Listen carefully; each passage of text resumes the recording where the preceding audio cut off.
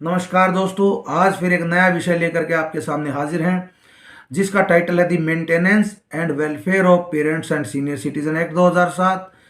इस एक्ट के अंतर्गत वरिष्ठ नागरिकों के और माता पिता के अधिकारों का वर्णन किया गया है। अब सबसे पहले मैं आपको बताना चाहूँगा कि वरिष्ठ नागरिक सीनियर सिटीजन की श्रेणी में कौन व्यक्ति है। वो व्यक्ति जो 60 साल या उससे अधिक की आयु को प्राप्त है, वो सीनियर सिटीजन है। दूसरी बात, माता पिता कौन है। माता पिता जैविक माता पिता,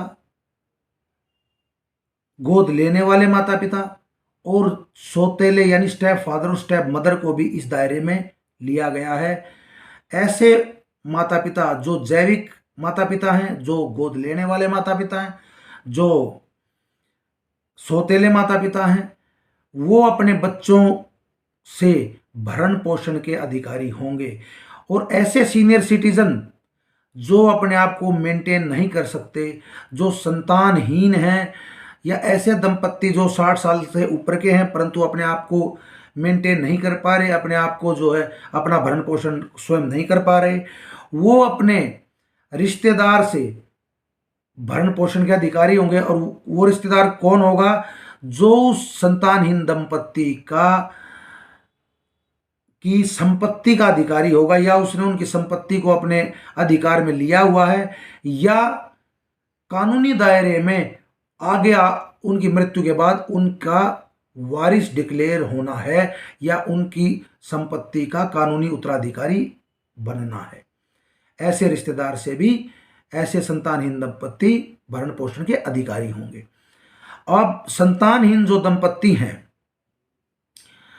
वो अपने आप को जो मेंटेन नहीं, अपना भरण पोषण स्वयं नहीं कर सकते, या ऐसे माता पिता जो अपने आप को पोषित नहीं कर सकते, वो धारा 5 के तहत, इस एक्ट की धारा 5 के तहत ट्रिब्यूनल के सामने अपनी प्रार्थना कर सकेंगे। अब ट्रिब्यूनल क्या करेगा? ट्रिब्यूनल उनके बच्चों को नोटिस देगा, उनको बुलाएगा और बुला करके उनको अपने माता पिता को गुजारा भत्ता देने के लिए कहेगा। अगर बच्चे ट्रिब्यूनल की बात को नहीं मानते, अगर ट्रिब्यूनल के ऑर्डर को फॉलो नहीं करते, तो ऐसी स्थिति में ट्रिब्यूनल उनको 1 महीने तक की सजा कर सकता है, या जब तक उनको जेल में रख सकता है जब तक वो गुजारा भत्ता ना दे दें। दोनों में से जो जल्द होगी बात, वो ट्रिब्यूनल फॉलो करेगा। अब इसके अंतर्गत आपको वकील, क्योंकि धारा 17 किसी भी लीगल प्रैक्टिशनर को पेश होने से मना करती है, किसी भी बुजुर्ग दंपत्ति सीनियर सिटीजन को या माता पिता को किसी वकील की आवश्यकता नहीं है। ट्रिब्यूनल सुओ मोटो स्वयं इस मामले को संज्ञान में भी ले सकता है और उस सीनियर सिटीजन की एक सिंपल एप्लीकेशन के ऊपर, एक सिंपल दरखास्त के ऊपर भी कार्रवाई कर सकता है।